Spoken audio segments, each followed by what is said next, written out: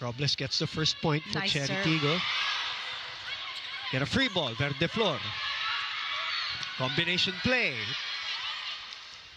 Dig pass to MV Pons. That okay talaga sila sa first two sets pero hindi na sila naka-adjust sa signal in the middle of the game. Now as they move on from that and face Cherry today, Kyle said their focus is ball. Gem in Ishi Lalong Ishi. Isip, our 7th draft pick. They will be in our second game later. Sabi ko nga, Phil, Yeah. kung merong mga feel-good loss, yun siguro yun na parang Oo. they have some momentum still coming in, and that will be in our second game. Our first game, their opponent, Creamline, trying to go 8-0. Skyball, 4-all. Nabor.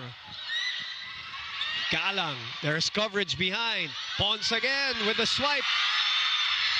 Pons off the hand of Alam mo, Marami. pinakabahan ako pag sineset na kay Ponce. Gusto talaga nung si Ponce.